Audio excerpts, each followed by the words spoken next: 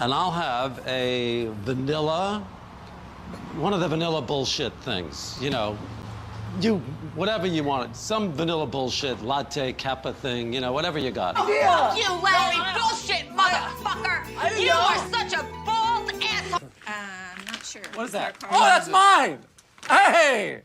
This is the one you're talking That's about? it, yeah! Mondo Freaks. Mondo Freaks.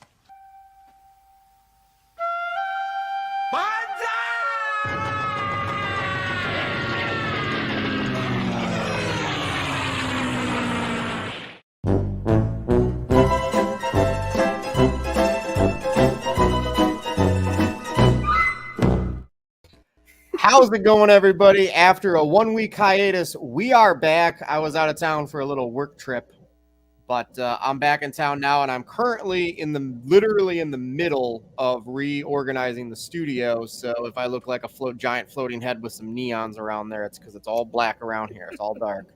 With me, as always, is my awesome co-host for this show, Justin the Juice. What's going on, bud? Not much. Yeah, excited. Double whammy. That was fun. And I love that they're like 30-ish minute episodes. You want more content, but when it's 30, you know it's going to be a tight, solid. Oh yeah, 30. There's no bonus scenes in these. Right. Right. We'll just let the people know. So long story short, we were like, yesterday was Easter. If you're watching this on the replay, it doesn't matter. But we had holiday. We try to do the show Sunday nights right after the show. We had Easter yesterday, blah, blah, blah. We were like, we don't know if it's going to work out today or not. You messaged me like 3 hours ago, and you're like, hey, I'm home. I can do it. And I'm like, fuck it. I literally just pushed everything off for the rest of the day to tomorrow. And we got through both of them, and here we are doing the show. I want to say this right out of the gate. I mean, obviously, I'm going to be a little biased towards episode 9, which we'll get to. But, in terms of bits, man, these were 2 great episodes. Yeah. Really great episodes. So we'll start with episode 8. What do you want to lead with in terms of episode 8? The first thing I wrote down was just making noise in public, because he's just he's just I love how he's just like he's just walking through like I do the same thing. No care. I definitely do as well, and I sometimes like realize like I one thing I do in school, and I realize I do this now, I'll make sound effects. Okay. So like in PE, I would be like if I kick a soccer ball, I'd be like, but like I don't even realize I'm doing it, and then so the kids would start making fun of me, being like, "Oh, well, what are you playing Star Wars or whatever?" Like, I'm like, "Oh, I didn't even realize." Like, and I even did it at work the other day. Like, I was setting something down. I was like, and the people were like, "What are you doing? What's wrong with you?" So, yeah, I always when people say that to me, I always say, "Well, where do you want to start?" Yeah, and I say it just like that, and they usually go, "Oh, okay." I started doing this thing during the pandemic because like everybody was wearing masks everywhere. Now, don't get me wrong, I've been known to talk to myself prior to that. Yeah. And this isn't like psychosis or anything. This is like I fully acknowledge that I'm talking to myself. I like the sound of my own voice, apparently. Hey, who would have thought the career fields I picked? I like the sound of my own voice. But we were wearing masks. So like, and like it was a weird time. Yeah. So I'd be like in the store and I'd be like, okay, is that over? That's probably over in the other aisle. And like you could just kind of mutter it under your. You're wearing a mask. Nobody knows. Well, then we got rid of the masks, and I still kept doing it. So like I was in a thrift store today picking out some VHS tapes, and I was just like, all right, let's take those 5. I don't know about those. We'll see. And this person just like straight up looked at me, and I was just like, I know. I talked to myself. That's awesome. No harm, no foul. Well aware. Yeah. Yeah, I don't think I do it as much anymore. I used to be a big car, like as I'm driving in the car, I'd just be having a full like conversation. I think once I started listening to podcasts more, I think that kind of got me to stop. But yeah, for a while there, like I would just talk to myself in the car. the whole tribe. There's some times where I'm like, man, I wish I would have recorded that conversation Yeah. put it out as a podcast. Yeah. That's kind of what stereo was. You're just talking, like it's just talking, and people can listen. You're having a Dude, phone the call, stereo a days. public phone call. For those of you that Yeah. aren't aware of this app that's called Stereo, I don't even know if it still exists. I think it does. That was a lot of fun for about 3 months. Yeah. Anyways, here's the deal. I learned to catch at the age of 22. My friend Billy and my friend Ski taught me how to catch. There were other friends there, but they were more into the drinking than the catching. I just like, my dad tried when I was a kid, and like I remember like at a family like function, we were playing like wiffle ball, and they were trying to like show me how to like hit the ball, and I just couldn't. Oh yeah. It's not even. I mean, like they pitched like 50 pitches, and I think I got 1 or 2, and they were like, "Yeah, Rob!" And I'm just like, listen. Can I play guitar? Yes. Can I talk for a living? Yes. Can I do this? No. So as soon as he caught the keys, I was like, that's how I learned how to catch. My friend Billy would like toss, he'd go rap. And I put my hands out like this, right? Or like he taught me to cut, you know. Are you a thrower of the car keys? I guess, yeah, I'll start. Growing up baseball household, definitely learned to catch. Just throwing and catching was a big part of. You seem like an athletic person. Oh, yeah, we have like a natural athletic. We're not very good. I'm not very good, but like Sure. my family's got a natural, kind of. My uncles are like crazy. Like my uncle in his like when he was in his 40s was in like an over 40 soccer league. But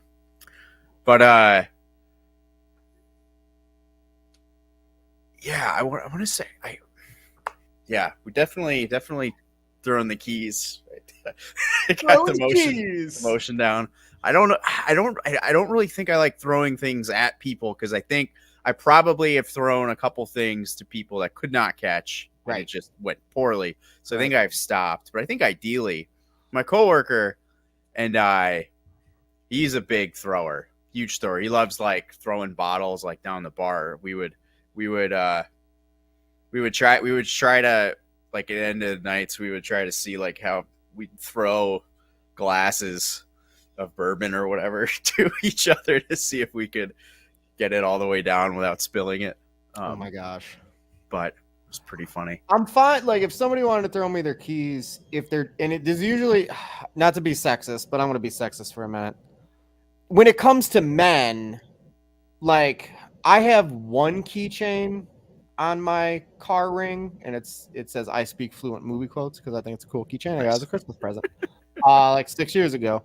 But I do have my old truck. I had like 8 keychains on it, and that's because when I bought the truck, it only had one key, and that key has a chip in it. So it would have cost like $56 to get a second copy made. And I remember it was $56 at Walmart, and I was like, nah, I'm really good at holding on to things because I'm kind of like a hoarder. So I'm like, this is perfect. So I just put a bunch of keychains on it that I collected from my travels. But like, but what I'm getting at is like, I wouldn't throw that. And the reason that I made the sexist comment is because what I've noticed is most women that I know, their car keys either have like a little purse attached to it, or like a couple of keychains, or so like some of my sisters were here recently, and I saw their car keys on the table, and I was like, yeah, I wouldn't want to be like, here, Hannah, and just like whip that, because like there's multiple objects, they're all attached. You know what I mean? Yeah. So, anyways, you think that's a big shot move? It reminds me of when Creed is like made in The Office, is made the boss for like 5 minutes, and he gets out of his car and he's like, keep it running. And he just throws the keys like there's nobody there. He just throws them like under the parking lot. And it's awesome. So I see it as not an actual big shot move. I see it as somebody who's just kind of like parodying a big shot. It's just kind of having fun. Sure. And again, Larry strikes me as a guy that like he's just doing it because he gets enjoyment out of it, not exactly. because he's Not because arrogant. he's trying to, yeah, totally. Right. So I'm gonna move to past the keys. Yeah, I'm watching this mock trial and I go, yeah, no, that would totally be me in court. Like I would be the type of person because I didn't know this. Yeah, you can't just fucking talk because I would just go on rants. I would literally have like make sure my lawyer asks literally 250 different questions so I can give all the answers that I want to give. Yeah. I was watching that mock trial and I'm like, I literally wrote down in my notes that would be me. Nice. 100%. Nice. What are your thoughts on this mock trial and that whole thing just in general? Yeah. I pouch. Yeah, I liked it a lot. You knew right away as soon as he makes eye contact with the guy and you see it, he's in the jury, you know right away that guy's gonna get him guilty. Yeah, it is funny. I've never been in a trial situation like that. I was in a situation where I had to I hit a lady, or not, I didn't hit a lady, I hit a lady's car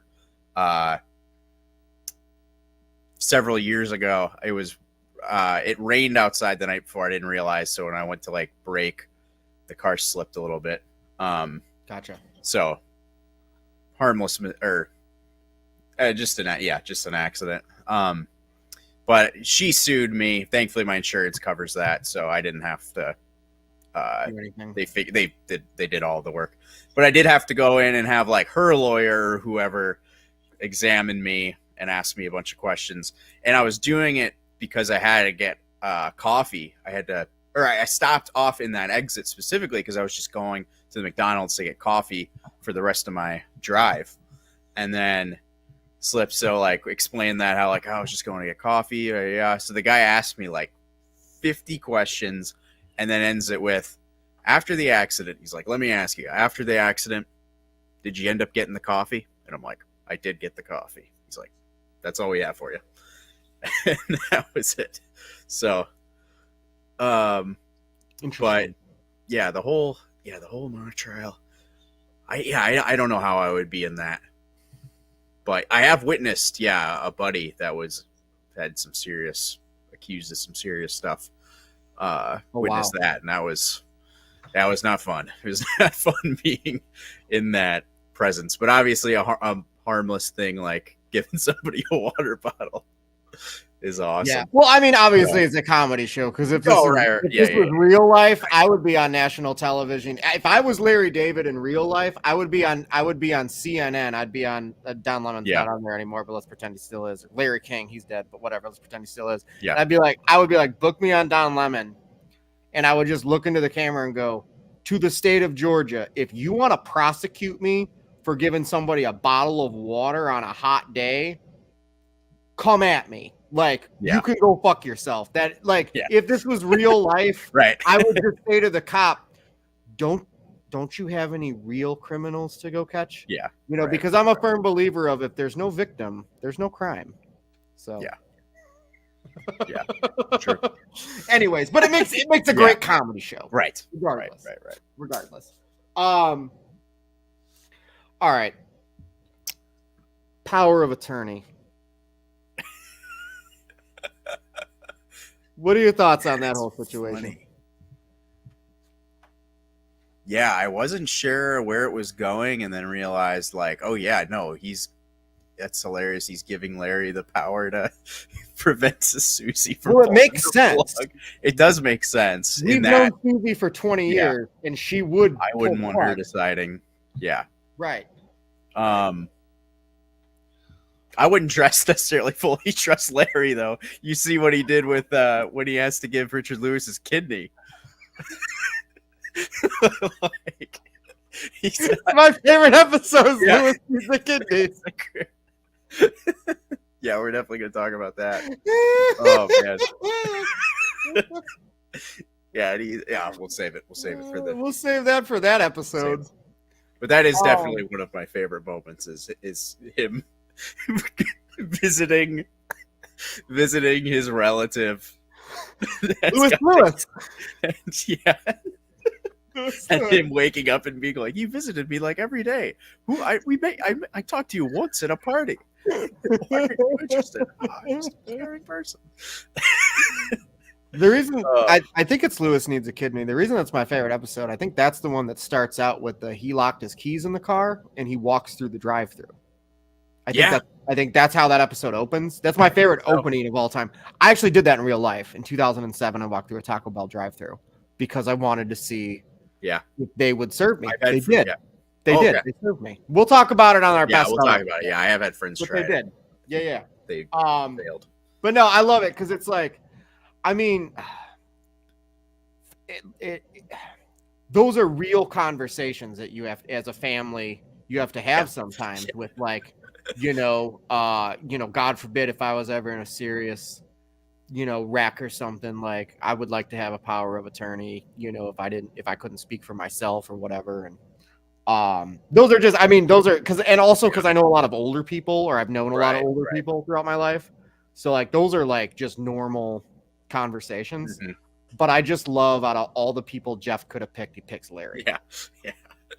Out of all of them. So, like, he doesn't have a family member that he would trust that would not want to pull the plug. Yeah, his own. I mean, they still have their daughter, right? They still have a daughter, don't they? Somewhere. Yeah, I was so shocked going back in the old episodes when they had a kid. I'm like, they have a kid? Right. Has she been in any of the episodes this season? I don't think so. No, I haven't. I was rewatching. I'm sure just like you, I've been rewatching. Well, maybe you for the first time. Me for multiple times, some episodes on and off the last month. Yeah. And I remember, maybe it was last season or the season before, she showed up and I was like, oh my gosh, she's like an adult now, because, and it's like on paper, we haven't seen her in like 4 seasons, but in real life, we haven't seen her in like 12 years. Right. So, anyways, so I thought that was funny. Yeah. Has Steve Buscemi been on the show before? Not in any of the episodes I saw. I was wondering because at first I knew he was in the episode. I assumed he was himself, and then he wasn't, which is always great. I wrote the character name down. I think it's pronounced Decario. Oh yeah, that's the last name of the guy he's playing. Because you assume this is just a random person. You don't realize it's someone that's actually an acquaintance. That they. Well, I just thought it was Steve Buscemi. Yeah, I thought too. It would just be like, oh, obviously Steve Buscemi's friends with these guys. Right. Like, obviously. And then, they're like, does he have a colostomy bag? Oh, my God. It could be worse. He could have a colostomy bag. I'm trying to think. I wrote that down, like, saying a poor joke. Oh man, I told a story. It was when I was in a college band tour, and you can there's a lot of bus rides. So like the start of the morning when we would have like a long drive, they'd let kind of people just come up and take the mic and tell any like funny stories from their host homes before. Yeah. And we had this one old guy in the band. Everyone else is obviously normal college age. Right. And he couldn't walk very well. And I cracked it in the house we stayed in. I was in the thing with him. I was in the same house with him, and he couldn't walk up it was a crazy house, super big spiraling stairs. And I just cracked a joke how like, oh, good thing he his room wasn't up there because he can't walk or whatever. And he was fine, but like I just saw the face palms of like, oh God, everyone else on the bus just be like, oh my. And I went and apologized to him, and I was like, oh, I'm sorry, I shouldn't have said that. But I've said so many things in my life. Like, I mean, to the point where it's like, I'm glad some of the like. Don't get me wrong. There's like probably 24 people that I know that I've known for so long that like, if I were to say some like a bad comment like that, they wouldn't even register it anymore, which is like, thank God for those people. I love those people. But like I could give so many examples. I'll just give one. So I was at this party, there was probably like 50-60 people there, and there was a group of people talking about dogs, and different types of dogs, and like dogs that you prefer versus dogs you wouldn't necessarily want to have. And somebody was talking about how they wanted to buy a dog, and I had made the comment because like I like dogs with like real hair, not like the fur, and I like smaller dogs, like I call them purse dogs, but like anything that would be like under 12 pounds. Yeah. And I like the ones that are like allergy free, that are like got the real hair and not the fur. And somebody made a comment, they're talking about wanting to get a dog, and they were like, "Oh, I like these kinds of dogs and these kinds of dogs," and I was just like, and I don't even know why I said it. I got nothing against pit bulls. I got nothing against them. But on that day, at that time, I was like, I mean, just get anything you want. Just don't get a pit bull. Those things are so fucking ugly. And then, and then the person that was next to me looked at me and goes, "You better quit while you're ahead." And I was like, "Why?" And he goes, "She has 3 pit bulls at home." And I was like, "Get the fuck out of here. Get the fuck out of here." And like, just let it go. Yeah. And I left the room like a minute or two later, and I'm sure that person was just like, Rob has no filter. He just said, even if he doesn't he believes in it in that moment in time, and 5 minutes later, he doesn't believe in that anymore. But like, because it's not a core value. Like, you got like the core values, like the things that you really believe in. But like, I don't know. I was just in a mood that day. Maybe I saw a pit bull in a movie, and I was like, "That's an ugly fucking dog." So I make a comment like that. But, that just is super funny or stupid thing. So like everyone, I coffee, for like the way coffee tastes, I don't really care. I just like black coffee, crap. Same, decaf, whatever. Yeah. But everyone cracks like, "Oh, you're drinking decaf, not real coffee." Blah blah blah. Oh, you drink half calf sometimes? You said decaf. No, I said decaf. You drink decaf. Okay. I actually switched. I'll drink like 2 regular ever since I kind of had some like heart issues with Lyme's disease or whatever. Oh, gotcha. But anyway, not a big deal. But have you walked through any tall grass lately? Yeah, right. The Lyme disease bit from yeah, that's right. You walked through any tall grass lately? Anyway, sorry, I didn't mean to derail you. No, it was just decaf. You have 2 regular coffees and then a decaf the rest of the day. Is that what you're saying? That's usually what I do. Okay, gotcha. But anyways, I don't care. Like I'm not a snob for coffee at all. I honestly prefer like gas station to like a Starbucks. But me too. Yeah. Me too. So I just decided. I saw like it was like after church or something. Some like older guy was like drinking a decaf or goes for decaf, and I'm like, oh, it'd be funny if I cracked the decaf joke. I was like, oh, see, you're drinking decaf. Why don't you get the real stuff or something like that? And he's like, it all tastes the same to me. And I was like, me too. I don't know why I said that. I completely agree with you. I'm stupid. So like sometimes you can just do the low hanging fruit, even though you don't believe or really care. You're just like, low hanging fruit. I'll get a quick laugh from this. And I'm just an embarrassment to society sometimes. I just say whatever the fuck comes in my mind, whether it's accurate or not. No, so I'm interested you brought coffee up because according to Lego, I drink coffee flavored water because I just get whatever the cheapest K cups are at Sam's Club. That's what we drink here.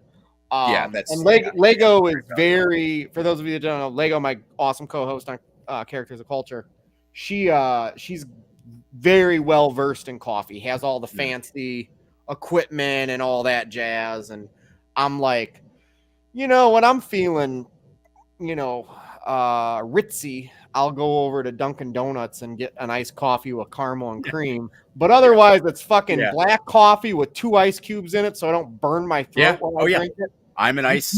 You do a couple. I'm an ice. Yeah, I'm an ice. Yeah. I used to get made fun of a lot for that, but I don't want to buy. Justin, let me ask you a question. When you make your coffee, wouldn't you like to start drinking it? I would like to. Exactly. I know. It's like I'd have to wait for like 10 minutes sometimes. We got things to do. It's like by the time I'm making my coffee. Yeah. Again, I'm cool with waiting 2 minutes because I'll put the 2 ice cubes in there. It's still really hot. About 2 minutes later, drinkable. It's drinkable. Yeah, what I'll do for my Keurig if I'm gonna have a cup of coffee after like a morning shower, I'll like do the initial I'll get out of the shower, and Right. then before I like fully dry off and do my hair, I'll get the coffee going so that by the time I finish up drying and I'm clothed, my coffee's now at like a good temperature to start drinking. You gave me a good idea. See, I'm a nighttime shower guy. I shower at night. I used to do the morning. I guess if I was around more people in the morning, I would shower in the morning, but I usually don't. It's usually not till later in the day. Yeah. So I'm a night shower guy because I like to get my bed clean. And I say this to say, if I did start doing morning showers again, go pop the K cup in, go take your shower. By the time you come back, now it's cool. Right. But that's the game. Yeah. Who gives a shit? Just put 2 ice cubes in it. You know? Right. You know, I got those thermoses that keep things hot. Why can't I have I want to have like a frozen glass mug to put my coffee into in the morning. That way it's like I can drink it. You know what I mean? Yeah. Yeah, you could keep your coffee cup in the freezer. Yeah. When it's empty. But yeah, because in the mocha. Well, That's a Larry David. We'll bit, definitely talk about Mocha Joe next or whenever we have that episode. But yeah, that was the whole thing. He was trying to invent a self-heating coffee mug or coffee cup. Mm-hmm. I need that because get so. But I love it. Yeah. We got derailed on coffee. So speaking of things that start with the letter C, ladies and gentlemen, Conan O'Brien. Oh, I was gonna. By the way, can you tie before we continue? Can you tie episodes 8 and 9's guest stars together by the 6 degrees of not Kevin Bacon, but like who does Conan O'Brien and Bruce Springsteen both have in common?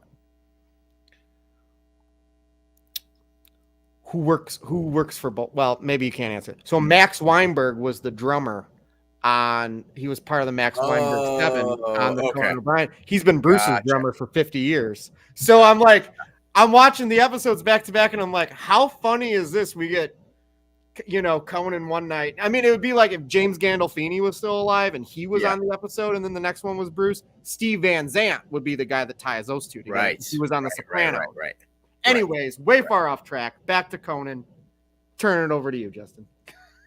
No, yeah, the Conan. I knew about the Conan. I knew from the Curb Facebook group I'm in that Conan's appearance was controversial, or I guess just the whole, obviously the Conan clearance, needing Conan clearance. So I guess some people I think didn't understand the bit or didn't like it, but I thought it was hilarious. It's great. Yeah, because it's so in this world because he was recently on Conan's podcast plugging the new season, and you can tell they've known each other for 30 years.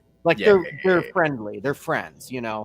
So it totally makes sense them calling Conan up and be like, "Hey, you want to be on the show?" and just kind of play this reclusive asshole who you need to get clearance to be I'm totally down. That's Conan O'Brien. You know what I mean? Yeah. The clearance. Have you? Yeah, I'm trying to think if I've ever had to have clearance before talking to somebody. I definitely have. I mean, I've gone through you have to go through a contact person to not a management, but something like that. You have to talk to their manager and then get to them. I'm trying to think asking someone for a favor and you have your friend who's closer to them, give them a heads up first, oh, hey, he's gonna ask you this. You think that'd be okay if he asks you? Sure. I actually just recently did that with Mike. Helen was contemplating going to Disney World and she was super confused about what to do. Oh, nice. And I was so I texted Mike and I was hey, just do you mind if Helen, because they've met each other, but they don't know each other I know them, Yeah. And I was hey, do you care if she messages you, blah, blah, blah, blah, blah. And he's yeah, no problem. Yeah. She didn't, I don't think she ended up messaging him because then Sure. she bought this book and she read this whole book on geez. what to do. Yeah, no, she's thorough. But anyways, so I've done that. Yeah. For sure. Nothing beat how we became friends. Our mutual friend. Yeah. Jake, Oh yeah. made, Right. I've told this story 1,000 times. He's made a group chat and he's Yeah. like, "Hey, you two both like music. You should be friends." And then just like walked away. I have a new bit that I just thought of the other day that I'm just gonna start doing randomly in like the generals, like the big group chat, all those guys that were in the generals Action Army Patreon back in the day, Okay. which Jake and like Paul Denuzio all watch the show. Everyone's in Yeah. that. A lot of our mutual A lot of friends, the yeah. mutual, yeah. Right. I'll just tag Jake as if I'm trying to get his attention. Yeah. Be like Jake Iacovetta, and then he's like, yeah, like what? I just never That's never say anything. Never even like open the chat again until like the next day. Just That's it. I love it. just keep doing it. And then a week later, just like tag PLD in it, and then just like walk away. And I got what the show in on it, so they know That's perfect. they know they know what's going on. That's perfect. But So, my next thing I wrote down is cheese and property possession is 9/10 of the law. Again, this goes back to we know it's not about the money. Because clearly Larry's pissed off that he drove all the way to the cheese store to get that cheese, and then blah blah blah blah blah. Because we've talked about this before, like with the money, and I mean, like go back. We kind of briefly mentioned Steve Buscemi, but like the whole thing was him and Richard Lewis are buying this used Mercedes, and they wanted $3,000 off for the car smell. I'm assuming, could be wrong. I might be way off. I'm not like, I like to pretend I know a little bit about cars sometimes, but I probably know less than I think I do. I would guess he's probably selling that car for around $10,000. What do you think? Yeah, maybe.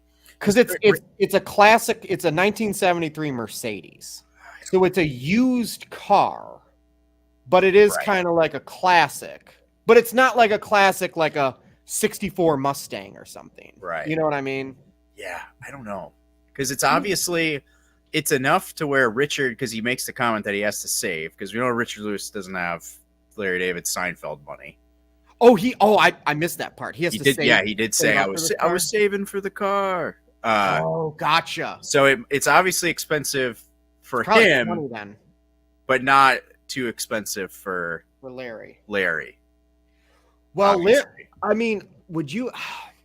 I mean, wouldn't speak ill of Richard Lewis anyways, because I love Richard Lewis. But like, I'm sure he did all right.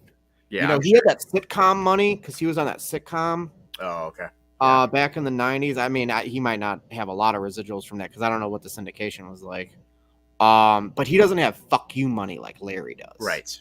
Larry, even Jeff again, I don't know this for sure, but like Jeff Garland did that sitcom, The Goldbergs for a while. Yeah. So maybe he does now, but like 10 years ago. Oh yeah, I'm sure Jeff Garland was like well off, but he probably didn't have fuck you money like Larry did. Because you got to think about it. Seinfeld to this day is playing on TBS. Oh yeah, and all over the world every single day. Yeah, so like Seinfeld and Friends, like those residual checks are still. You could buy mansions with them. Yeah, interesting. Maybe 20,000. Yeah.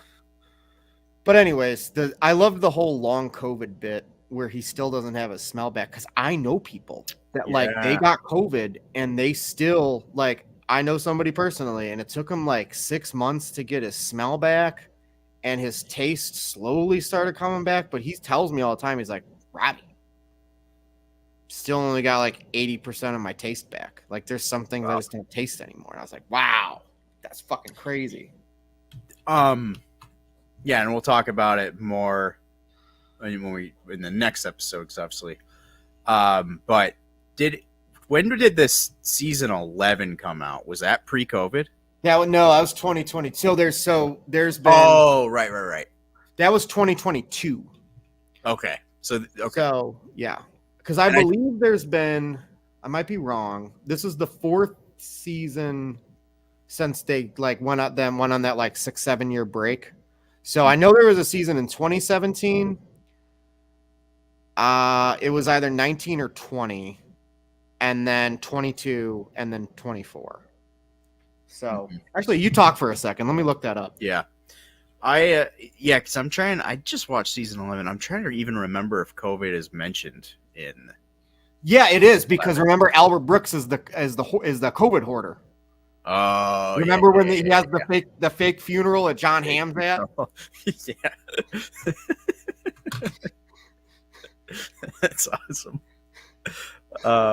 Yeah, so season 12 of Curb was January through March of 2020. So obviously that was filmed before. And then season 9 was October through December of 2017. Right. Oh, okay. Yeah. So that was your question, was season film before COVID. Right. What were you wondering about? Oh, I was wondering if if COVID was really even. Well, yeah, I was wondering if even COVID, because like shows and stuff don't have to include the fact COVID happened. Like No. they could just. So I was wondering in the Curb world, in the Curb canon, did it actually happen, or were they kind of just playing like it didn't? Now, like, or not mentioning it, but. So like, for example, I'm just gonna rush through a couple of shows here. Obviously, if it's a period piece or a fantasy show, like House of the Dragon, why would they mention it, right? Right. Succession, I will say in the 4th season, somebody made like a comment in passing that they had made a lot of money during the pandemic. Like, and that was the extent of it. Yeah. But like Curb, it addressed it, the Albert Brooks bit. I think that was the first episode of season 11. And then I feel like this season's actually addressed it, he's like mentioned it quite a bit.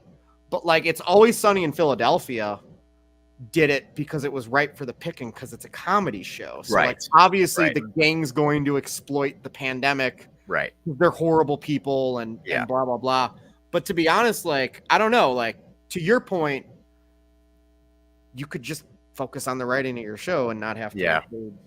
But if you think about like all the popular shows, like Better Call Saul is a prequel to Breaking Bad. So like that would have been, you know what I mean? Right. Like I think like your Law and Order, like any of your like broadcast shows, like your dramas, obviously they're going to deal with the pandemic, because that's great for Sweeps Week, or for Emmy episodes. Chicago Med and Chicago PD and but yes. Yeah. I loved, and then him and Conan, he approaches Conan and they reference like Fatty Arbuckle and a bunch of like stars from literally 100 years ago, and I'm just like, shout out to Conan and Larry David for like a little Fatty Arbuckle reference. Like most other like people that aren't cinephiles or like live in our movie space would no idea what that name even is, And to be honest, I don't think I've ever even seen a movie with Fatty Arbuckle. I just know who he is, Yeah, I'm trying to think. I'm just looking at it.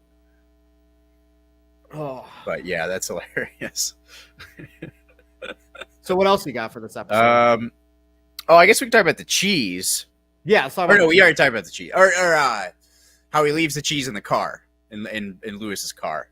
I saw that. Yeah, I didn't know what the payoff was going to be, but when you see him, I knew the cheese was going to smell up the car for sure. When he realized he didn't have the cheese anymore, I was like, oh, they're doing a full circle bit with the smells in the car. And I love how Richard, by the way, it's very hard for me to separate sometimes, because I'm watching the episode and like him and Larry are having this conversation. He's like, oh, I think she might be the one. And he's like, you're at this advanced age, you're still looking for the one. I'm just like, oh yeah, he's not even here to watch this, so sad. Yeah. This is the episode in which he fires Sean Hayes at the end, right? As his lawyer. Yeah. I think it was at the end of this one. Yeah. And I was just like, it was, because they did the last name bit again, and I was just like, listen, if this coming series finale plays out like I called it on the first episode of the show, I got to go back and find the clip from our first episode. Ooh, yeah. He winds up in jail. I fucking called it at the beginning of. I was like, he's gonna end this show the same way Seinfeld ended, just as like a fuck you to society. Yeah. Whatever. Because again, Sean Hayes, great lawyer. He's lawyering correctly. I don't know about this new gal Right. that he's got, which we meet in the following episode. Yeah. yeah. He is. I think there's probably 95% chance that he goes to jail. There's a scene of him, like the door going on him in jail. Will he end in jail? I guess is like the question. Will they keep him there? Right. Will it end with him, or will it end with him getting out? It's probably. Why did they wind up in jail at the end of the episode? I forget the specific reason. Yeah, I forget too. Like, why were they in court anyways? I forget who was the one that incited it. It's been too long. I haven't watched the Seinfeld finale in like 20 years. Yeah, I haven't. I was like watching through the show and I never finished it. Like kind of a rewatch. Okay, I need to do gotcha. that. But Gotcha. I Anything don't- else on this episode before we move on to 9? I wrote down resisted the I like it gambit. Resisted the I like it gambit. That's a quote. I'm trying to remember. Oh, is it? Okay. Resisted the I like it gambit. I like it. I don't know. I got a quote from episode 9, but it has nothing to do with that. Yeah. Well, if I think of it, I'll mention it. But All right, so episode 9. oh, Yeah, sorry. go ahead. Yeah, Just you the got pen- it. Go just for it. the lawyer when they're signing the paper and he mentions the pen, that he likes the pen, Pen. and then he doesn't give it to him. I like that pen a lot. Where do you get a pen? Yes. Give Well, him. because call back to a previous episode of Curb. I forget which. Yeah, I season, just 'cause like saw I said, a I've been clip. watching a lot of them. Where if you say how much you like something, they will probably give it to you, and that was like a Yeah. recurring bit in the Yeah. episode. So yes. So episode 9 starts out with him getting a massage, and he Yeah. booked her for an hour, and she was done in 35 minutes, and he's like, she thought he was asking for a happy ending. Yep. He was just wanted every dollar he could get for his hour. Yeah. It was a good bit. The bit itself was fine. The setup for her as a character, integral to the whole plot, Yeah. for sure. Right. For how it ends. Yeah, definitely. Yeah, that definitely was a bit to keep on giving. So early in the episode, they're sitting there, it's Leon and him and Jeff, and and Leon makes a comment. He goes, "The darker the berry, the sweeter the juice." I wrote that down too. As soon as I heard that line, I was like, "That's from a song." I know that. I literally just Googled it as we were talking. Oh, yeah. It's a Kendrick Lamar quote, and I'm like, "That's okay. That makes Oh, sense." okay. I would have heard that because I try to listen to newer music. Sure. It'd be cool. I'm not cool, but I was listening to Jerry Lee Lewis this afternoon. But anyways, and then they go into this whole bit about how he's like, well, Dahmer, he was eating a lot of black people because they're sweeter. He goes, white people, you'd have to get the condiments out. Get a condom. I'm just I wrote that too. yes! Yeah, Yeah, I wrote and that too. this is so they're just off the cuff making this shit up. Oh yeah, It's all being filmed. you need condiments for Great. white people. Great. So good. Yeah, I mean it's true though. Like darker meat chicken is way juicier than like chicken breasts. Chicken breasts are Right. dry. Right. I know. I ate the dry chicken breasts. Trying to stay fit, trying to stay the Yeah. same size. See all my friends getting bigger, and I'm like, yeah, I gotta try and get a little smaller. I have the sous vide. I actually got a steak going in there right now yeah. for dinner tonight. Nice. I sous vide. I tried it the other day just randomly. I had some chicken breasts in my freezer and I unthawed them. I was gonna do them just for whenever I have a sandwich, just have chicken to throw on. And I sous vide like 2 hours because it cooks it. It just heats the water, so it's cooking it to like a specific temperature Right. in there for enough time. It'll fully cook. So like 145 degrees, 2 hours, like 8 chicken breasts. don't like nothing else. I didn't have Cook to. 8 chicken breasts at once. Good for you. You're eating a lot of chicken. Well, I like I it. put, Good yeah, for I you. had to put it. Yeah, I had to put the rest in the freezer before it goes bad. But in my working you out froze it heyday, after you cooked it. I planned on eating all of it, and it was going to start going bad. So Gotcha. So I started to freeze Froze it. some of it. But yeah, cooked great. Not like still kind of juicy, not too dry. Took like no effort. So that's just One of my best friends, Like he's into doing that with steaks, and he's like really intricate with it, and he'll be like, "Oh, they turned out okay," and I'm like, "What are you talking about? This is great." Yeah. I don't know what you're talking about. This is fantastic, all day. By the way, so if you cook chicken and then you put it in the freezer, how long is it good in the freezer for? Like a couple weeks, or? I think if you freeze it, it should. Not uncooked. Get up. Cooked, once Right. it's cooked. Oh, I don't know. I don't know. I just assumed it's don't fine, but maybe not. I have a should 3-month. it. I have a 3-month rule. If something's been in the freezer for 3 months, it's time to cook it. And then once it's cooked, I don't. Oh, that's it. yeah. That's it. But I don't know. Everybody's different, and like everybody's got their own quirks with food. As long as it's not going to give me food poisoning, I'll eat it. I don't give a shit. Yeah, right. Doesn't matter to Right. me. The zipper with the hoodie. Yeah, there was a lot of the zipper. I just kept waiting, and it never paid off. The zipper bit, I thought was a little like, I don't know why they're doing this, because what I kept waiting for, because the way he was motioning, if somebody would have got a picture of him from like the side, like he was jerking off. Right. I thought that's what the bit was gonna be. It never paid off. Yeah. And maybe they just got caught up with everything else in the episode. What'd you think about the zipper thing? I thought they could have just left it at the one. Like it accomplished its purpose of like forcing him to stay and have the guy walk out. Although you didn't really even need that.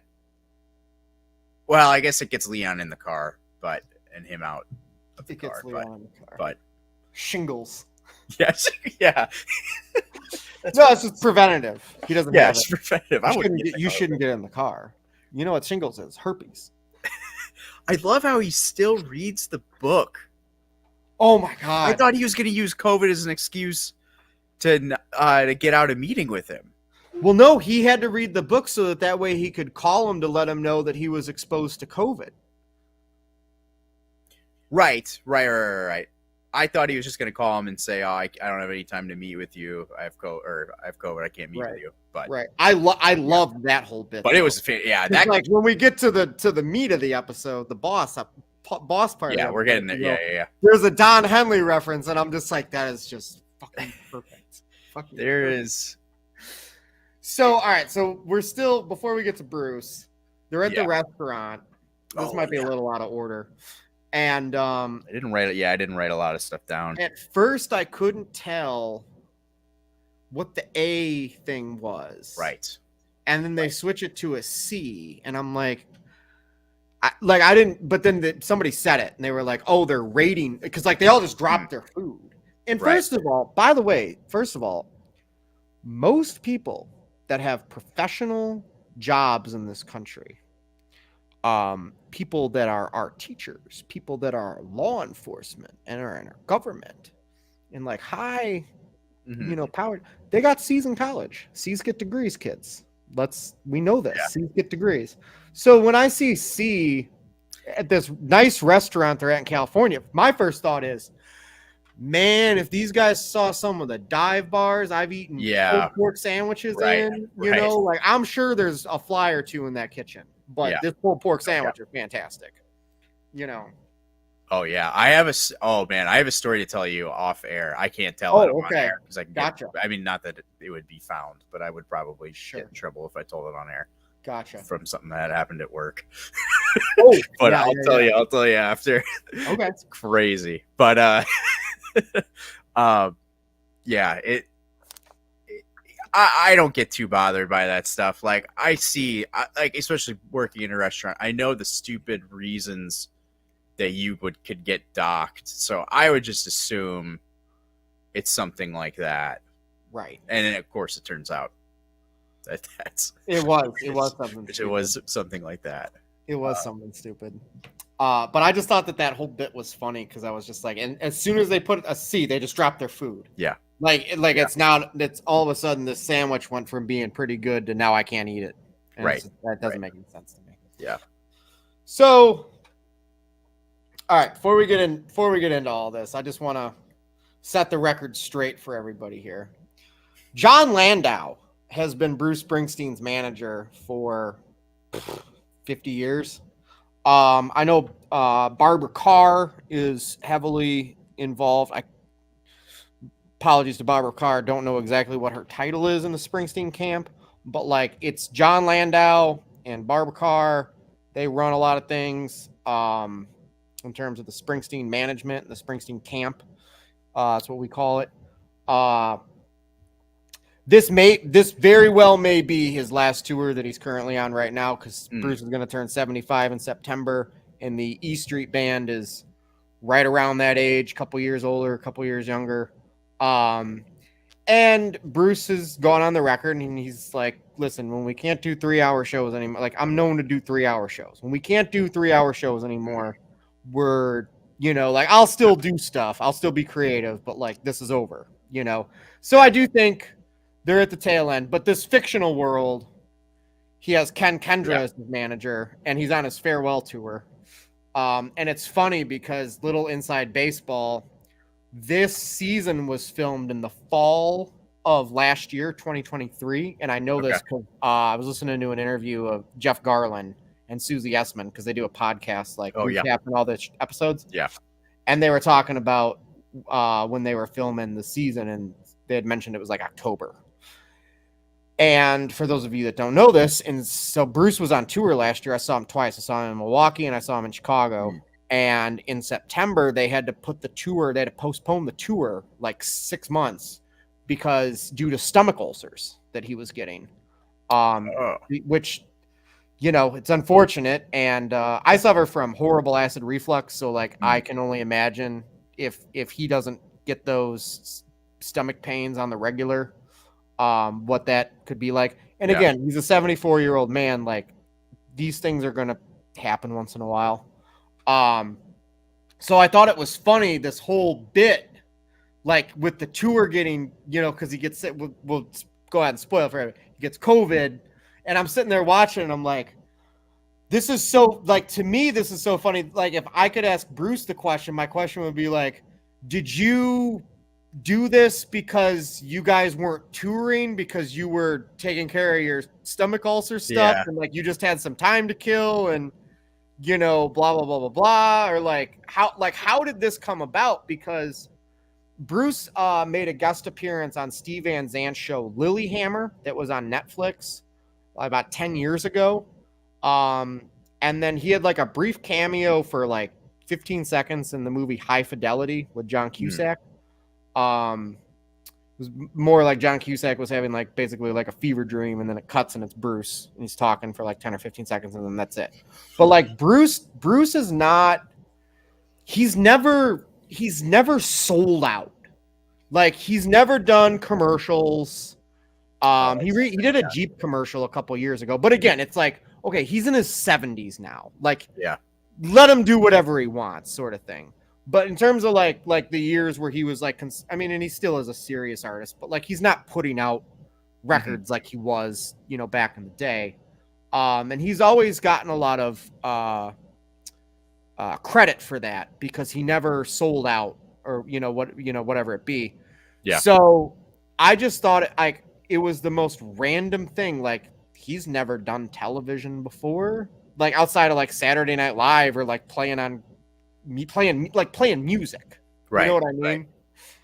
So I just thought it was just like, I love it. Like, how did this come? Like, how did this come about? Like, just do him and Larry know each other? I'm sure they met. Like, I don't know. What are all your thoughts on this? Yeah, I just, I like how like they mention, or yes, Jeff mentions, oh, Bruce would like to meet you. And I'm like, man, like Bruce is somewhat like Charles in Charge show I love in the 80s. Like there's a whole episode where they're trying to get Bruce Springsteen tickets. Like, Bruce is such a pop culture icon. And so, like, my first thought was, oh, yeah, that's funny. I'm like, but he's not, like, there's no way he's going to actually, like, appear on the show. And I'm like, wait a second. This is Curb Your Enthusiasm. You might actually appear on the show. And I'm like, this isn't... Like, they wouldn't have mentioned it otherwise. You know? Right. I'm like, wait, yeah. And then, yeah, he's there, and it's so funny. Don't you love how they don't... Like, there's no... Hi, Larry, this is Bruce... Like, it just cuts... Yeah, and they're all sitting at they're it's just like eating grapes. Right out of Goodfellas. Like it's like that scene in Goodfellas when Yeah. they go to Mrs. Scorsese's house. You know? Yeah, Like, yeah, what they're just the sitting there eating blackberries. Like, like what? fuck? He's like totally just like hanging out, chill. Yeah, God, You know, there's just... glass of our Susie makes some lunch. Like what? And I love Larry's telling him about the situation with the script. And Bruce is like, it's, you know, and then he's like, oh, come on, tell us the name. And he's like, Don Henley. And I'm just like, it's perfect. Just perfect. You know, totally. I just love it. Yeah.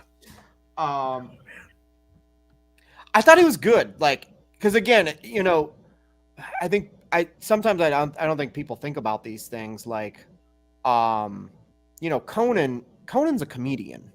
So like though Conan doesn't come from sitcoms or come from you know whatever, like Conan's been doing this for a long time. Conan traveled the world and you know filmed things and like all that sort of stuff, or like obviously, and then you have people like Sean Hayes who's like a real actor and you know etc. I'm just like naming some of the recent guests, but like in terms of like out of all of them, but like you know you got to stop and think. Bruce Springsteen, he doesn't just get you know, so like I thought he was very natural, you know what I mean? It didn't seem like too robotic or anything.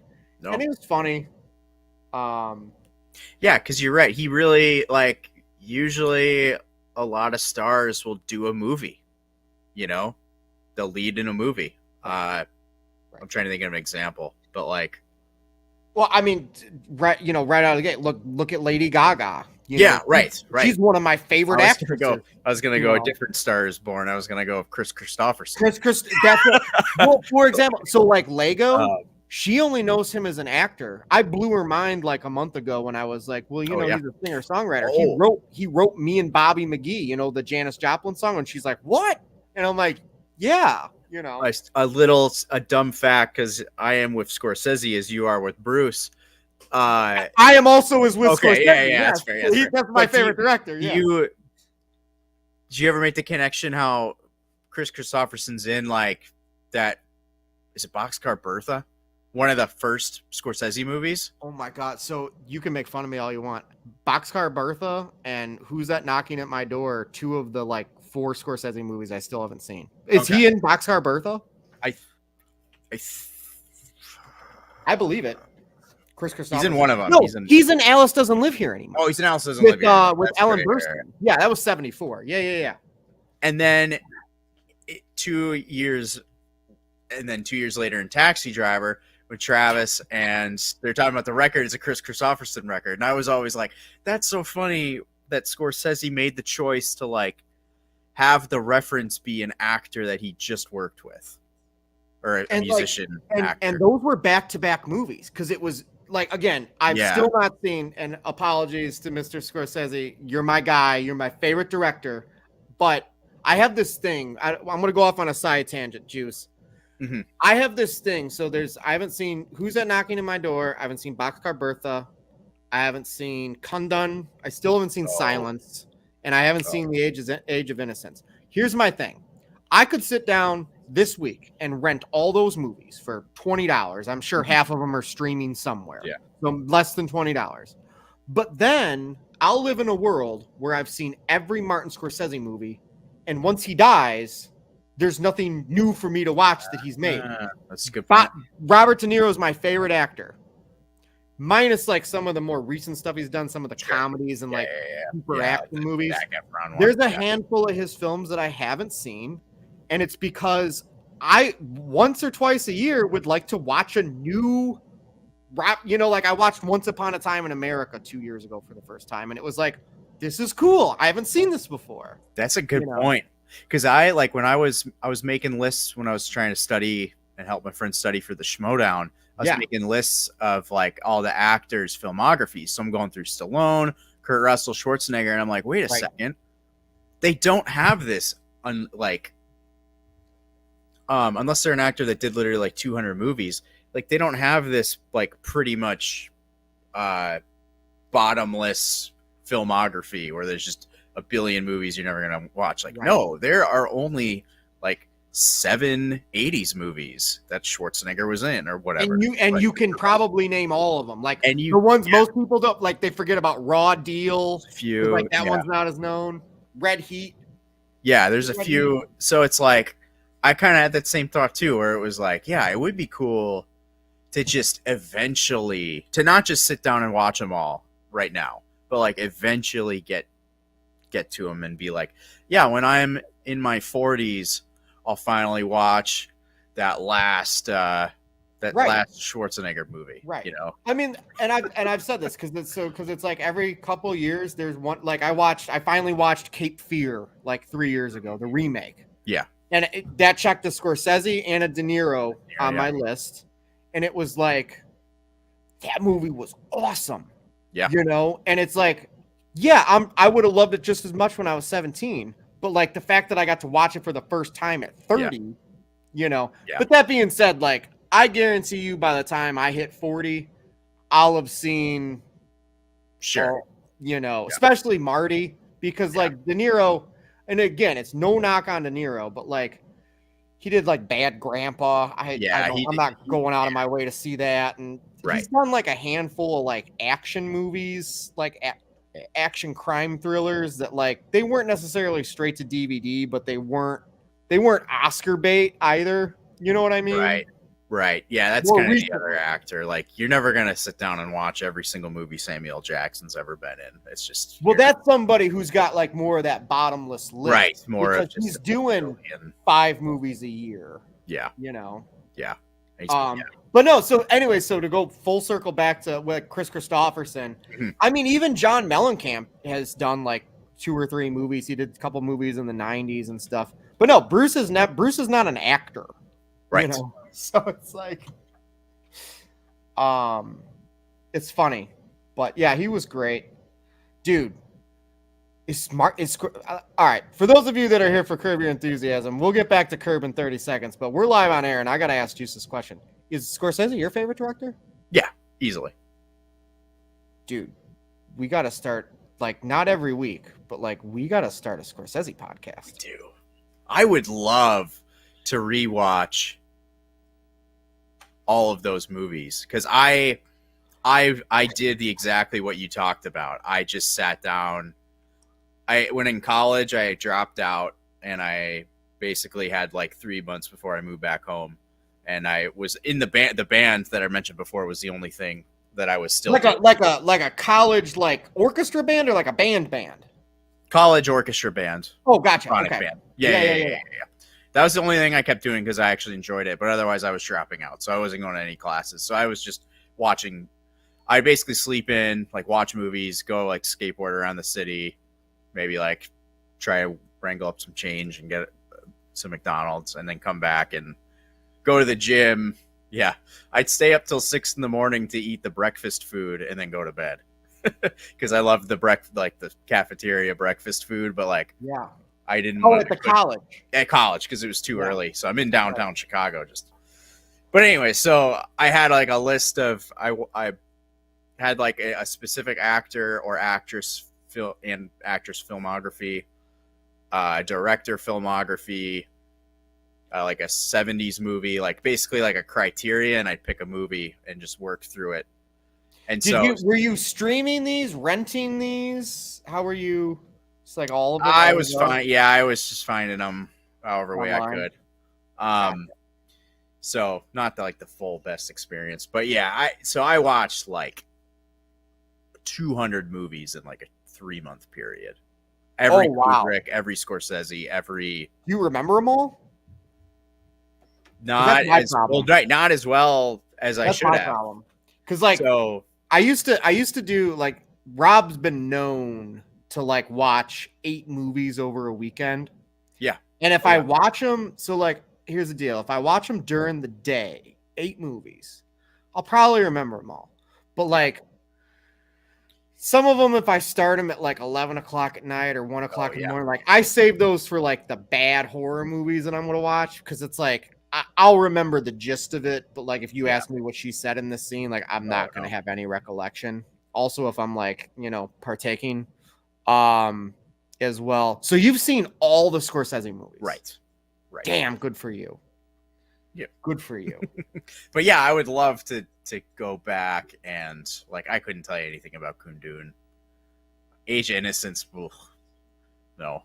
There's like, but I would nothing against Marty. There's a reason those are the ones that I haven't gotten to yet. 90, yeah. Like Mean Streets. Alice Doesn't Live Here Anymore. Taxi Driver. I saw New York, like when I was like 13. That might be my least favorite. Barely remember it. Not Raging Bull, obviously. Yeah. King of Comedy. I just recently saw After Hours last year for the first time. Ooh, that was that was a favorite. I rewatched. I didn't love it as much on the rewatch. I think because it's just such an insane first watch. But that's. I think it's because you know what's coming. Like when you like, I watched.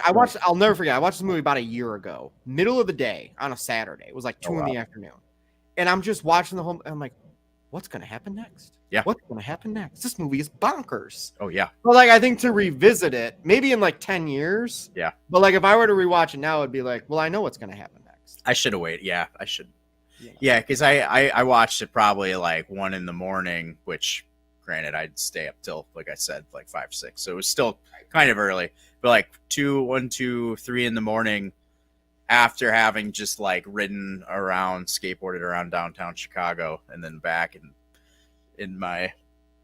back in the lounge, just watching this crazy movie, being like, "Holy crap, this is like the best thing ever!" But and he's the best. I mean, like, listen, there's a lot of directors that I love, but with Marty, maybe it's because he's Catholic and he always brings that like. Yeah, I grew up Catholic. I'm a non-denominational Christian now, but like, it's just like that idea of like the guilt and the repenting of your sins and like, I mean, again, we'll get back to Curb here in a second, but like for those of you that don't know, all those movies that you watch now where it's like, boom, here comes an awesome rock song, he invented that shit. He like fucking Mean Streets invented that shit.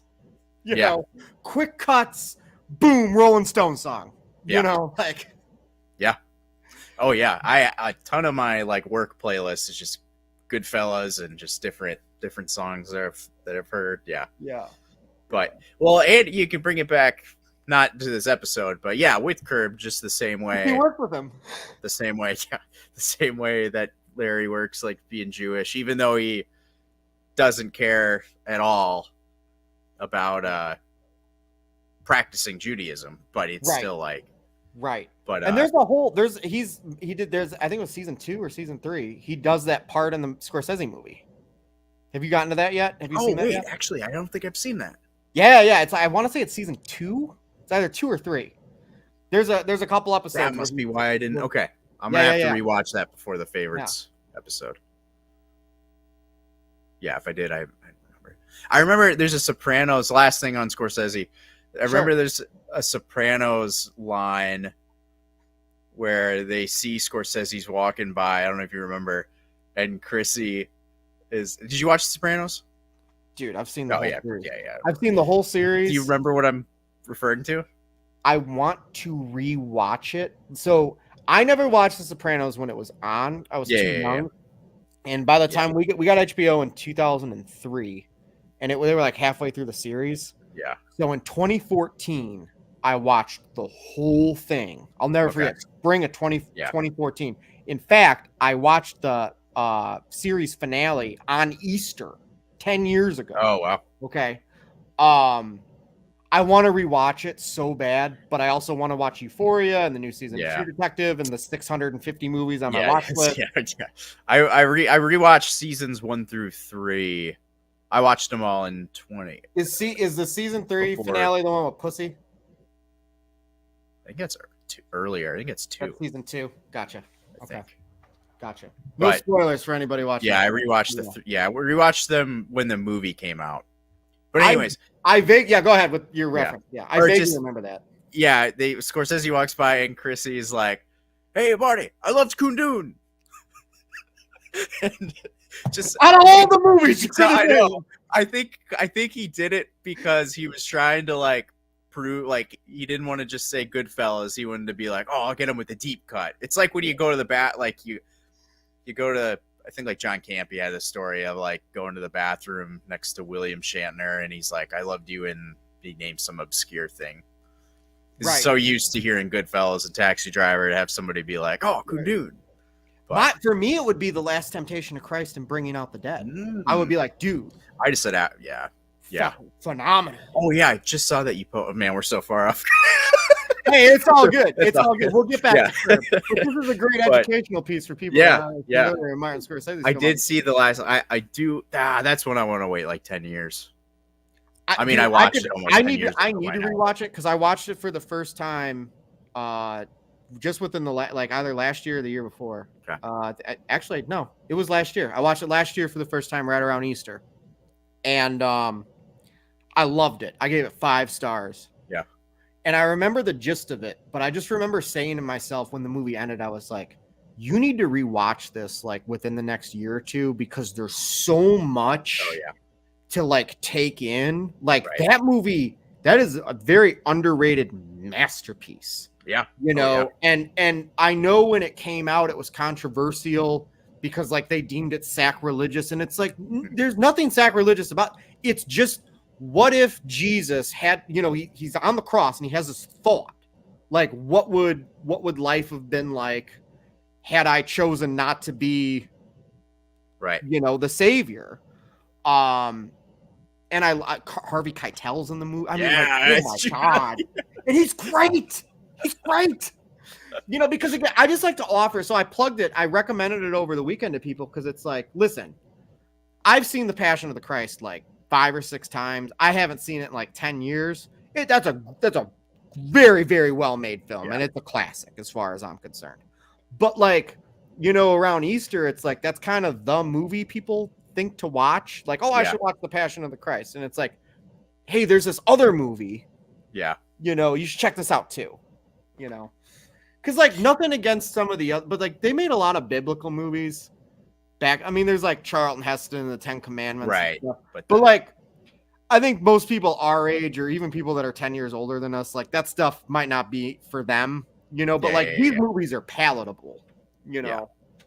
Yeah. But what are your thoughts on Last Temptation of Christ? Well, I was gonna say, yeah, because I wouldn't watch like, you know, The Chosen is.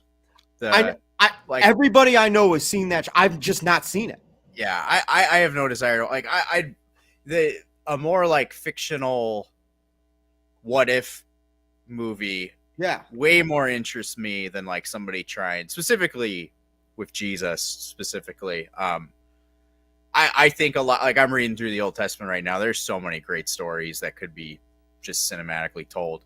But when it comes to like Jesus himself, I'm a little more like not as into watching on-screen performances. But Sure. What did you think of obviously Jim Caviezel? Willem Dafoe, I'm not gonna like start like reading and be like, oh, Willem Dafoe in my head. Like it's Right. but it right, still right. but it still was still so good. And I included it in I wrote a paper on Taxi Driver, and I included Last time and film and Yeah. included a bunch of stuff from Last Temptation in that paper. I like that you said it's like a great what if movie. What did you think of Jim Caviezel as Jesus in The Passion? I mean, I thought he was incredible. honestly I didn't really. I think I've only seen that like in the background. I don't think I've ever actually sat down and fully watched it. Okay, gotcha. I like what you're saying, and here's what I'll say to what you're talking about with the Old Testament, because like, trust me, I've read the Bible over the years. Here's the problem. Here's the problem. There's 2 problems. Problem A, about 10 years ago, I started hearing this term called faith-based movies. Yeah. And it's like, okay, these are basically like indie budgets for a Christian audience that Right. doesn't have any sex or nudity in it or drugs. Okay, understandable. And like I saw a movie called The Case for Christ with Jim Caviezel. Came out in like 2017. It was a good movie. Oh, yeah. Or like If I Can Only Imagine with Oh, yeah. Dennis Quaid. Mercy That was Me and stuff. fucking Yeah. great. I never Yeah. saw it, but yeah. hell yeah, it's a good movie. Anyways, I say this to say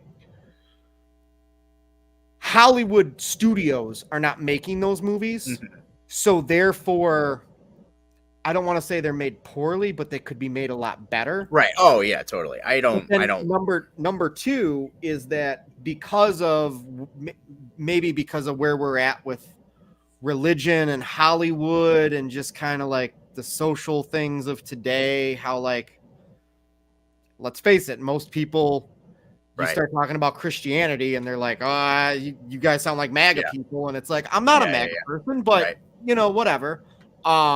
So I say this to say, like, yes, you're right. There are stories in the Bible that are ripe for the picking for like incredible films to be made, but they would have to be made by people that are probably not religious. Like, Yeah. I mean, like Marty, he's Catholic, but like, does that make sense? Like, you would have Yeah. to. No. You need like Ryan Coogler or Greta Gerwig or Jordan Peele or David Fincher, or you know, like you need like real filmmakers to make those stories. Yeah. Yeah. What you're reading and you're like, wow, this would be a great film. You need that caliber Yeah. director Right. and Right. talent to make that happen. But like, I mean, Bob Dylan has, you know, half of his songs are stories from the Bible. You know what I mean? And like, Yeah. you know, a lot of people have. Bruce Springsteen, Adam Raised a Cain. You know, it's a great song about, being born into a world where you're paying for the sins of somebody else. You know. Mm-hmm. What are your thoughts on all that? Yeah. No. Yeah. I don't have much. Of course, agree. Wish. Yeah, I wish. I mean, dude, like, I seriously, like, if you gave me $100 million budget per movie, I could make like 3 movies out like that are like stories out of the Bible. Yeah, like Job. That would be Job would be fantastic. That would be a great film. Yeah, perfect like film, like probably 120 minutes. You could tell the whole thing. Honestly, like you could even recontextualize it and put it in the modern world. And like that could work as well. I always thought that was an interesting idea. Yeah, making modern retellings of stories and not trying to have them be like on the caliber, but like trying to like pull the themes and the messages. Yeah, not like Evan Almighty, which was a fun movie, right, but it's right. not. You know, right. Yeah, I agree. So, all right. Anyways, back to Curb. Back to Curb. We'll do that Wayne's World thing too. Yeah. When Bruce says, I never saw you much as a floor fucker, I was like, that's great. Leave it to Bruce Springsteen to take all the air out of the room and have the funniest line in the whole scene. Just how, like, again, how uncomfortable Larry got when he found out that oh my gosh, Andrew became Ken and talking about all their sexcapades. I mean, okay. Again, I'm not transphobic, but I will say this. If you had slept with a girl on and off for a long time and then she became a man, like, that might take me 30 seconds or a minute to process. We just happen to be watching that processing live in a room with possibly the greatest songwriter of all time. Yeah. There's yeah, like I don't even want to say too much because like anything that any comment could just be horribly taken the wrong way. But I worded that very carefully. Yeah. I do wish that I was in the room. Like, yeah, what a great like if you were watching with like a group of people or with close friends, like when that happened, just looking at his face, just how hysterical that only Larry. And it's so perfect because his like character is just like the whole, like I'll wear a MAGA hat to scare people off, whatever, stuff like that. Like, it's just so funny.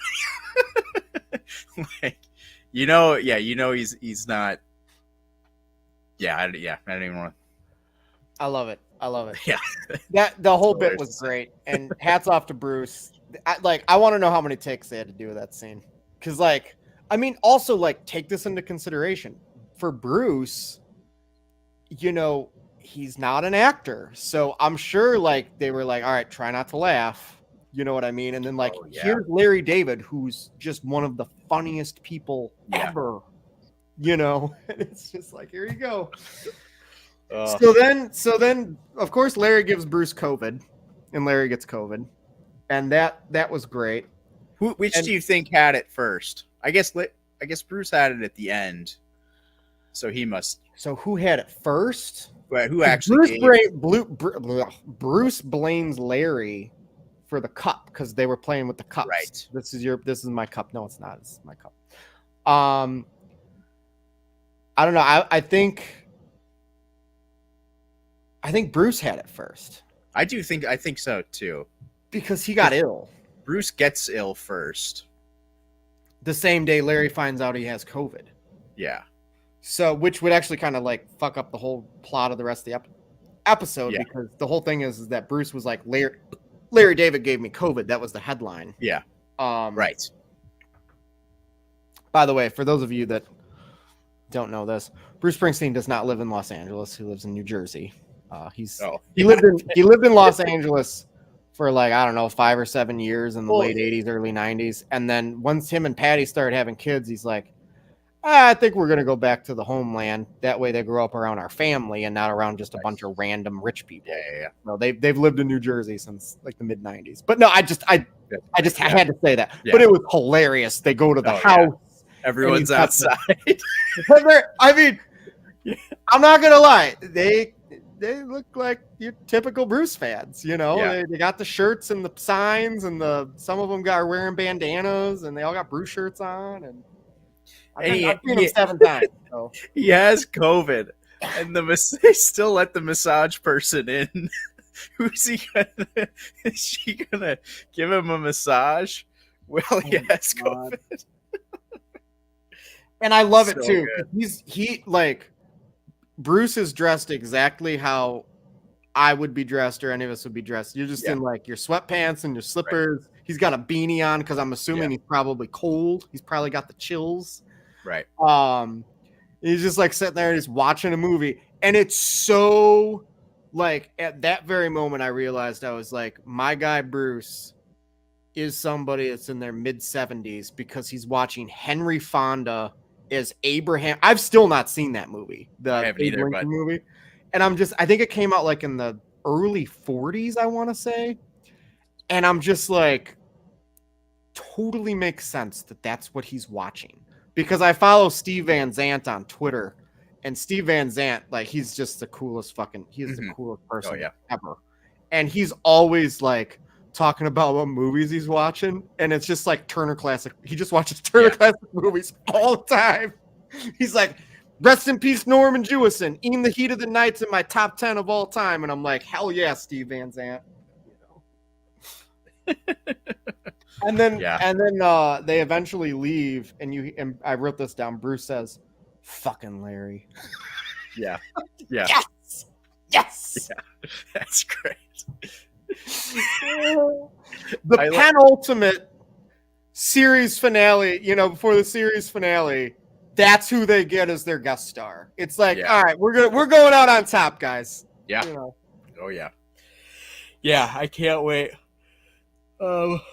Sorry for our next episode for all the cameos that we're gonna get. I'm sure. Do you think we're gonna get a lot? Do you think that? I don't know. No, maybe not. The finale's gonna be an hour.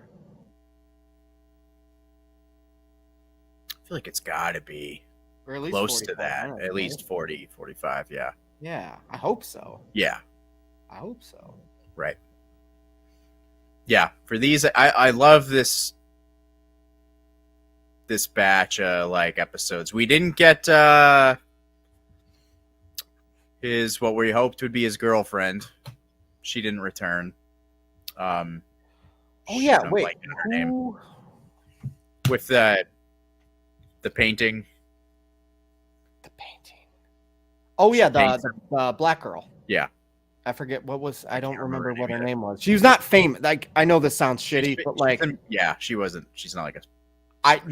she's not Sienna Miller. Like I was like, Right. oh, it's Sienna Miller. Yeah, like his new lawyer. Like she looks familiar, but I'm not. She's not Sean Hayes. Like you'd have to live under a rock to not know who Sean Hayes is. Like I never even watched Will and Grace, but I know who Sean Hayes is. Yeah. You know. Yeah, I guess they're not. They're maybe I don't know. Yeah, maybe they'll bring it back for the. Maybe they should because they were like the perfect. I remember us talking about that the other week. Right, They were like the perfect couple. But yeah, this has been a great. The first, like I liked the earlier episodes a lot, but I'm glad it's kind of going out with more of a. Even though like a lot of it's Atlanta based, but it's still right. It's not like specific to that. Like it's not. It's still right. These episodes are more self-contained, more self-contained with the bits, and it's all leading to this, obviously. But like, the Lori Loughlin, the Sienna Miller stuff were good, but I love these just more. Yeah, these are one-off episodes of. Yeah, I look back. I think 7, 8, and 9 are some of the stronger ones. The third episode or the second, third was either the second or the third one. That was the a first one back from episode. Atlanta was really good. Yeah. That would be the third episode. Yeah. All right, so we got one more episode left of Curb Your Enthusiasm. So this will unfortunately be once it's over, we will have seen them all. Unlike me with some of those Scorsese films. It's gonna be weird. So for those of you that are still watching the show, basically the game plan is I'm gonna cough for a second. The game plan is that we're gonna do our episode it's coming week for the finale, and then either that the next week or the week after that, sometime TBD, we're gonna get together with some of our friends and we're gonna kind of recap the season, highs and lows, and then we're gonna talk about our favorite episodes and bits and jokes and one-liners from the whole series, just overall. And it's going to be fun because we're going to have a couple people on the show, so it's going to be great. And my friend Jimmy will be here, and he's who turned me on to Curb. They were on season 4 or 5, and he's like, you gotta watch the show. I was like 13 or 14, and he's like, you gotta watch this show. It is so funny. And the first episode I saw was Kamikaze Bingo. I think it was season 5. And I was just like, whoa. This was before It's Always Sunny came out. And I loved Seinfeld, but like this was just like a whole nother. This was like, because it's R-rated. Right. And it's it's unhinged. I think that's ultimately what my answer to the question, what is better than Seinfeld or Curb? And it's hard to not pick Curb because it's just complete no filter. Like there's no cameras, there's no restricted sets, they have the money. They can get any actor, any cameo they want, pretty much. It's just and because he was all like, it's so funny that like, and I talk about this with like different. So like, for example, a little tangent I'll go on. I've talked about this on my music show, EMBC, that I do with Delicom, and I've talked about Johnny Cash, and I've said that to me, I think as time has gone on, Johnny Cash is more known for the music that he put out the last 10 years of his life versus, I mean, don't get me wrong, like I Walk the Line, Folsom Prison Blues, Ring of Fire. There's like 4 or 5 songs that were like people still go back and listen to. But like in terms of his body of work, I think he's most known for the music he did literally at the end of his life with Rick Rubin. All those American recording albums. That's when he was winning Grammys and the music videos and Hurt the cover of Hurt, which everybody knows, and Right. they've used some of those songs in Jeep commercials and The Walking Dead, and like I've seen it everywhere. And you know, how crazy is it? Larry David, co-creator of definitely one of the top 5 sitcoms, and the word sitcom being a half-hour, 3-camera, right? Top 5 sitcoms of all time in the history of television, and then goes on to make this show that over the last 25 years, to me, has eclipsed Seinfeld in terms of like, no, they're equally as good, like equally as good. Yeah. How crazy is that? Yeah. You know. Yeah. I just realized I don't know if I ever actually watched the original special because I forget that it was a special. It's fine. And then, okay, yeah, maybe I won't watch. I mean, it's just, I mean, like again, in 2004, 2005, whenever I was like, there was the new season, so like God, this, I'm dating myself. They on HBO comedy, because back in the day we had like all those channels, and there was like 8 HBO channels, and one of them was HBO comedy. They would rerun 2 episodes of Curb every day, and there was only like, at that point 40 episodes to pick from. Right. So I DVR'd all of them. I recorded all of them, and you know, I'd watch, and like they were fine, but like then like season 5, season 6, like then they just like hit this stride, and like I give a like big credit to JB Smoove, because when they made that switch, I think it was in season 5 or season 6, and we met the Blacks. That it was, to me, I compare it to like when Joe Walsh joined the Eagles. The Eagles were a great band, and then Joe Walsh showed up, and they became a arena like super huge fucking rock band. You got Leon and the divorce. You have Cheryl becoming more of a recurring character than a. And I think we mentioned this on our last episode. Here we now sit. They've been divorced longer than they've been together in the history of Curb Your Enthusiasm. Yeah, and she still is still in the fucking show. You get 4. Yeah, you. So like Larry going into this show from day one, because he was already Larry David. You know, that's why you're getting Ben Stiller, David Schwimmer, Martin Scorsese, like all of these people like early on in the show that are like, hell yeah, I want to do Curb Your Enthusiasm. Yeah. You know. Oh, dude, it's so wild. I can't wait to do our best of. Yeah, I can't wait either. Yeah. Because just to sit and think about it, it's like, yeah, time will tell, but like to me, it's one of the greatest shows of all time. Yep. Like there's no, you know, anyways.